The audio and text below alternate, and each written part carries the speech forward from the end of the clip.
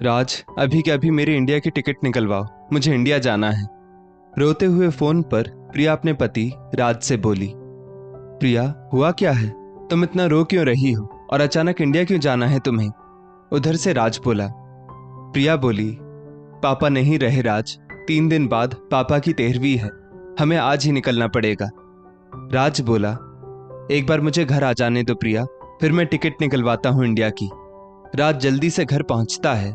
वो घर आकर देखता है तो प्रिया बहुत रो रही होती है। राज को देखते ही प्रिया कहती है, हमारी इंडिया की टिकट निकलवाओ अभी के अभी।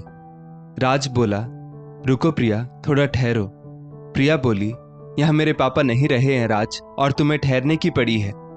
राज बोला, प्रिया पहले तुम्हारी हालत तो देखो, और हम सब इंडिया कैसे जा पाएंगे? परसों से बच्चों की परीक्षाएं भी तो शुरू हैं। एक काम करो, मैं तुम्हारी इंडिया की टिकट बनवा देता हूँ। प्रकाश से कहता हूँ, वो तुम्हें एयरपोर्ट पर लेने आ जाएगा। पूरे 6 साल बाद इंडिया जा रही हो, वहां भी बहुत कुछ बदल चुका होगा। प्रिया जल्दी से अपनी पैकिंग करती है। पति और बच्चों को अलविदा करके फ्लाइट में बैठती है। फ्लाइट में बैठते ही प्रिया अपने अतीत की यादों में खो जाती है। राज प्रिया को कॉलेज के समय से पसंद करता था, मगर कभी खुलकर बोल नहीं पाया था। प्रिया भी मन ही मन ये बात जानती थी।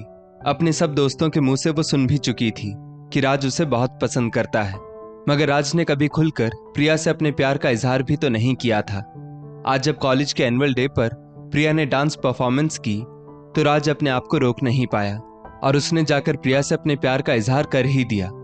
इतने सालों से जो बात प्रिया अपने दोस्तों के मुंह से सुनती आई थी, वो आज राज ने सामने से आकर बयां कर दी थी। प्रिया कुछ बोलती उससे पहले ही राज बोला, प्रिया कोई जल्दी नहीं है, तुम आराम से सोच समझकर जवाब देना। आखिर ये मामला ऐसा नहीं है कि तुरंत इसका जवाब दे दिया जाए। इतने सालों से जब इंतजार कर ही रहा हूं तो थोड़े दिन और सही। प्रिया कुछ बोले बिना ही वहां से चली गई, मगर अब उसके दिन रात राज के बारे में ही सोचने में बीतने लगे, क्योंकि पसंद तो वो भी राज को बहुत करती थी, मगर डरती थी समाज से, अपने घर वालों से, क्योंकि जाति धर्म सब कुछ ही तो अलग था राज और प्रिया का। और प्रिया के घर वाले बहुत कड़क लोग थे जो ये रिश्ता कभी स्वीकार नहीं करेंगे। प्रिया जानती थी कि राज का प्यार महज आकर्षण नहीं है, वो उसे बहुत सालों से चाहता है। प्रिया राज के प्यार के सामने झुक गई और उसने समाज के रीति रिवाजों को एक ओर करके राज को हाँ कह दी। अब तो राज और प्रिया के दिन रात बातें करने और घूमने फिरने में बीतने लगे। एक रोज दोनों गार्डन में बैठे हुए थे और प्रिया के भाई रमेश ने अपनी बहन को राज के साथ देख लिया। रमेश ने ना आव देखा ना ताव और राज को पत्थर से मारकर अपनी बहन प्रिया को हाथ से घसीटकर घर ले आया। घर आकर पापा और माँ के सामने 2 थप्पड़ प्रिया को जड़ते हुए रमेश बोला, खानदान का नाम खराब कर दिया इस लड़की ने पापा। एक लड़के के साथ पार्क में बैठकर गुलछर्रे उड़ा रही थी आपकी लाडली। वो तो अच्छा हुआ मैंने देख लिया और उस लड़के को पीटकर इसे सीधा घर ले आया। आज से इसका कॉलेज जाना बंद, कोई पढ़ाई वढ़ाई नहीं करनी अब इसे। प्रिया अपने माता पिता की लाडली बेटी थी, मगर रमेश के सामने उसके माता पिता की एक ना चली और दोनों को रमेश की बात माननी पड़ी। महाराज प्रिया से मिलने को बेताब था, मगर प्रिया का कॉलेज क्लासेस सब बंद करवा दिया गया था और उसकी शादी के लिए जल्द से जल्द लड़का भी देखा जा रहा था। यहाँ प्रिया भी राज से मिलने के लिए बेकरार थी। एक दिन रमेश के घर पर ना होने पर प्रिया घर से अपनी सहेली का बहाना बनाकर राज से मिलने पहुंची और बोली, राज मैं तुम्हारे बिना नहीं रह सकती, हमें भागकर शादी करनी होगी, वरना मेरे घर वाले मेरी शादी कहीं और करवा देंगे। राज भी प्रिया को उसी पल अपने साथ लेकर भाग गया। कुछ मदद दोस्तों ने कर दी और थोड़े दिन बाद दोनों ने कोर्ट मैरिज कर ली।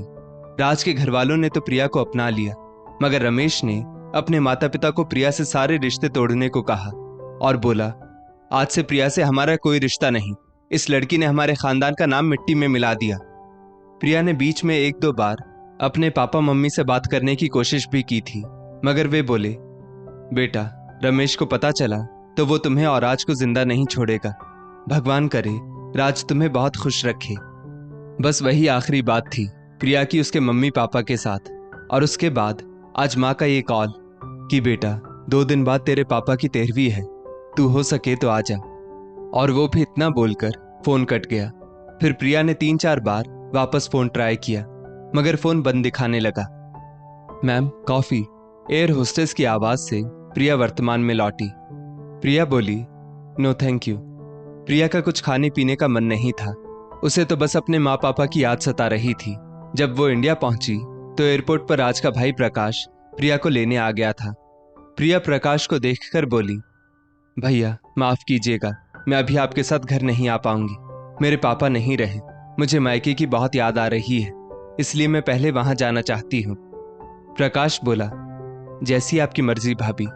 प्रिया ने कैब की और अपने मायके के लिए रवाना हो गई। कैब रफ्तार से चली जा रही थी और प्रिया की आंखों में नमी बढ़ती जा रही थी। लो आ गया प्रिया के मायके का शहर और मायके की गली भी। वो चंदू चाचा की श्रृंगार की दुकान आज भी वहीं है। बगल में किशोर अंकल की किराने की दुकान। यहीं पर तो आती थी प्रिया, भले घर का कुछ भी राशन का सामान हो। किशोर अंकल के पास माँ एक डायरी रखा करती थी जिसमें अंकल हमारे घर का सारा सामान लिख दिया करते थे, और ऐसी ही एक डायरी माँ के पास भी होती थी। फिर महीने के अंत में सारा हिसाब किताब होता था। सारी स्मृतियां प्रिया की आंखों के सामने घूम रही थी। उतने में उसे बनवारी काका की मिठाई की दुकान दिखी, जहां की मिठाई बहुत ही स्वादिष्ट हुआ करती थी। कोई भी मेहमान आने पर पिताजी यहीं से मिठाई लाया करते थे। ये सब सोचते सोचते प्रिया की आंख भर आई और प्रिया का मायका आ गया। बाहर से मकान का नक्शा बदला बदला सा लगा। शायद काम करवाया होगा सोचकर प्रिया ने कैब वाले को पैसे दिए और नीचे उतरी। दरवाजे की घंटी बजाने के लिए जब प्रिया ने हाथ उठाया तो देखा दरवाजा थोड़ा खुला था। जैसे ही उसने दरवाजा खोला, सामने एक औरत उसकी मां पर चिल्ला रही थी, बुढ़िया तुझे पालने के लिए नहीं बैठी हूं मैं, जो तुझे 2 वक्त खाना दूं। तेरा पति तो सब बेटी के नाम कर गया, तेरी बेटी आ रही है या नहीं? तूने उसे बोला तो है ना आने को? वो औरत रमेश की पत्नी लग रही थी। दूसरी तरफ रमेश बोला, हाँ इस बार तो आना ही होगा उसे। मैंने माँ से बात करवाकर तुरंत फोन भी कट कर दिया था ताकि उसे शक ना हो। मुझे जमीन जायदाद चाहिए माँ, मैं कह देता हूँ। अब प्रिया से सब कुछ लेकर तुझे मेरे नाम करवाना है, समझी? प्रिया ये सारी बातें सुनकर हैरान थी। उसे समझ नहीं आ रहा था कि किस जमीन जायदाद की बात चल रही है, और माँ का ऐसा हाल देखकर तो उसके पैरों तले जमीन खिसक गई थी। उतने में बनवारी काका ने उसे घर के बाहर देखा और पास आकर बोले, प्रिया कैसी हो बेटा तुम? प्रिया ने झट से बनवारी काका के पांव छुए और बोली, ठीक हूं काका, आप कैसे हैं? बनवारी काका बोले, तू चल जरा मेरे साथ मेरी दुकान पर बैठ, तुझे कुछ बात बतानी है। प्रिया बनवारी काका के साथ उनकी दुकान पर चली गई। बनवारी काका की आंखों के सामने पली बड़ी प्रिया पर बनवारी काका को पहले से ही खूब विश्वास था। वे बोले, बेटा तेरे भाई भाभी के राज में तेरी माँ की हालत दयनीय हो गई है। अच्छा हुआ जो तू आ गई, शायद अब तेरी माँ कांता जी को सुख के दिन नसीब हो। प्रिया बोली, काका मेरे जाने के बाद ऐसा क्या हुआ है यहाँ? बनवारी काका बोले, तेरा भाई रमेश और तेरी भाभी रीमा ने कांता जी और तेरे पिता शंकर लाल जी के साथ बहुत बुरा सुलूक किया है प्रिया। दोनों कभी हमसे कुछ कहते नहीं थे, क्योंकि रमेश के गुस्से से तो सब वाकिफ हैं, मगर बहुत दुखी थे शंकर लाल जी अपने घर के हालातों से। तू आ गई है तो सब पता लगाकर ही वापस जाना, और कुछ भी जरूरत पड़े तो मुझे बेझिझक बता देना। प्रिया अपने आंसू पोंछकर वापस अपने मायके पहुंची। इस बार दरवाजा लॉक था। प्रिया ने डोरबेल बजाई तो उसी औरत ने दरवाजा खोला जो मां पर चिल्ला रही थी। वो बोली, आप कौन? मैं प्रिया। प्रिया धीरे से बोली, अच्छा प्रिया दीदी, माफ कीजिएगा, मैंने आपको पहली बार देखा। मैं आपके भैया रमेश की पत्नी रीमा, आइए अंदर आइए। प्रिया बोली, माँ कहाँ है? रीमा प्रिया को उसकी माँ के कमरे में ले गई। माँ को देखते ही प्रिया माँ के गले लगकर जोर जोर से रो पड़ी और बोली, माँ पापा को क्या हो गया था? पापा हम सबको अकेला छोड़कर क्यों चले गए? कांता जी भी बेटी को देखकर जोर जोर से रो पड़ी और एक दर्द भरी आवाज उनके मुंह से निकली, जिसमें और भी बहुत कुछ अनकहा सा था। उतने में रमेश अपने कमरे से आया और प्रिया को देखते ही बोला, प्रिया पापा हम सबको छोड़कर चले गए। इतना कह वो अपने घड़ियाली आंसू बहाने लगा। प्रिया, जो कि पहले ही अपने भाई भाभी का इतना भयंकर रूप देख चुकी थी, उसे अपने भाई के नकली आंसू साफ नजर आ रहे थे। रमेश बोला, रीमा जाओ, देख क्या रही हो? प्रिया अरसे बाद इस घर में आई है, इसके लिए बढ़िया चाय नाश्ता लेकर आओ। रीमा रसोई में जाती है कि तभी घर की डोरबेल बजती है। रमेश दरवाजा खोलता है तो सामने रीमा के मम्मी पापा और बहन को देखकर उनकी आवभगत में लग जाता है। अकेले में मौका पाकर प्रिया अपनी माँ से पूछती है, माँ, इतने सालों में एक बार भी आपको मेरी याद नहीं आई, जो आपने एक फोन तक नहीं किया। कांता जी बोली, बेटा, हर पल तुझे याद किया है मैंने और तेरे पापा ने। तेरे दोस्तों से सारी खबर लेते थे हम दोनों। तू अमेरिका में जमाई बाबू के साथ बहुत खुश है, ये जानकर हम खुश हो जाते थे। रमेश से छुप छुपा कर खबर लेते थे तेरी खबर मिलते ही कहीं रमेश फिर से ताव में ना आ जाए, इसलिए तुझे फोन नहीं किया। क्योंकि तेरे चले जाने के बाद रमेश ने तुझे खूब गालियां दी और कहने लगा, आज के बाद अगर किसी ने प्रिया को फोन किया तो मुझसे बुरा कोई नहीं होगा। ऐसी लड़की से हमारा कोई वास्ता नहीं, जो खानदान का नाम कीचड़ में उछालकर भाग गई। माँ, पापा को क्या हुआ था? उनकी मौत कैसे हुई? बेटा, जब से तेरा भाई रीमा के प्यार में पड़ा था, उसे सही गलत कुछ समझ नहीं आता था। रमेश ने रीमा से शादी करने की जिद पकड़ ली थी। तब तेरे पापा ने रीमा के परिवार वालों की खबर निकाली तो सबने यही कहा कि लड़की का चाल चलन ठीक नहीं है।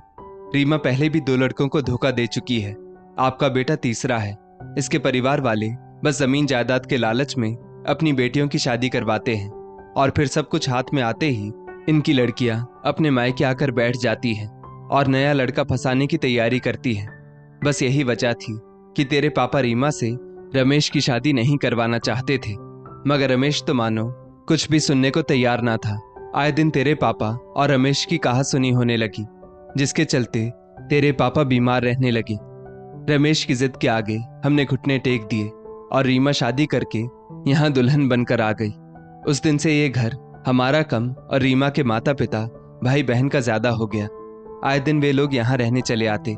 रीमा और रमेश को हम दोनों बुढ़ों का यहाँ रहना भी अखरने लगा। हमारे लिए इनके पास ना खाना होता था ना कपड़े। घर का बिगड़ता हाल देखकर तेरे पापा ने अपनी सारी जमीन जायदाद तेरे नाम कर दी। एक दिन जब रीमा ने वो कागजात देख लिए तो वो रमेश से बोली, अगर सारी जमीन जायदाद मेरे नाम नहीं की तो मैं तुम्हें छोड़कर हमेशा के लिए अपने मायके चली जाऊंगी।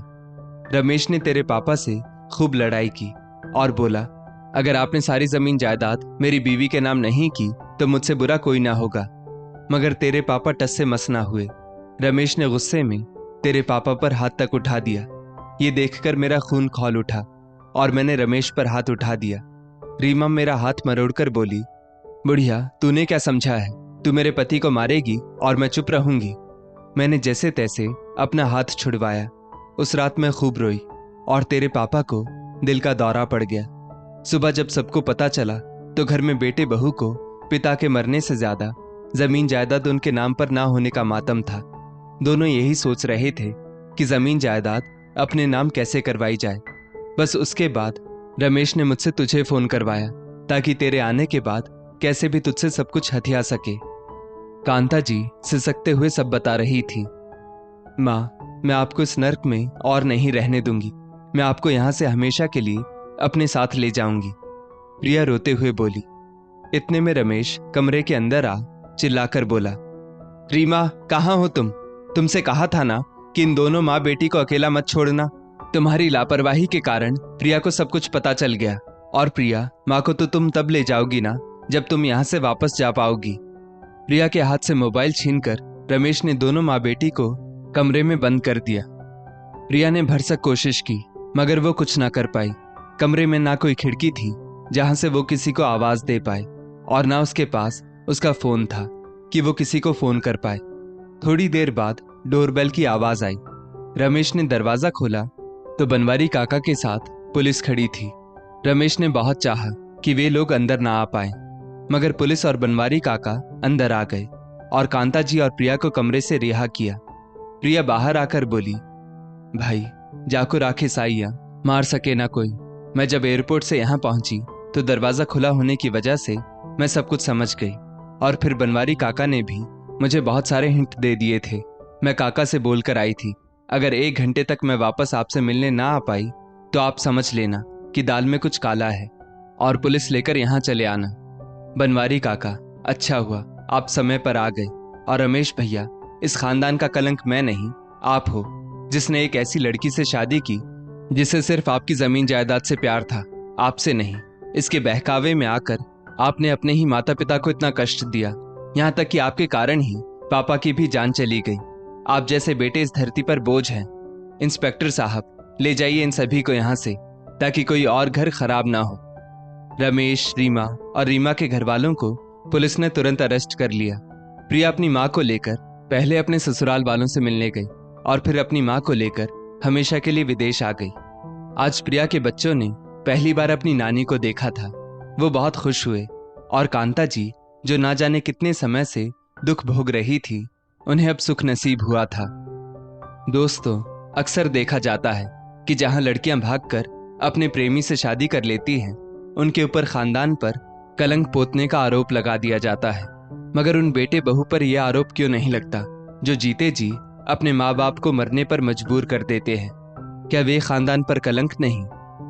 इस स्टोरी को लेकर आपकी क्या राय है? नीचे कमेंट करके जरूर बताइएगा।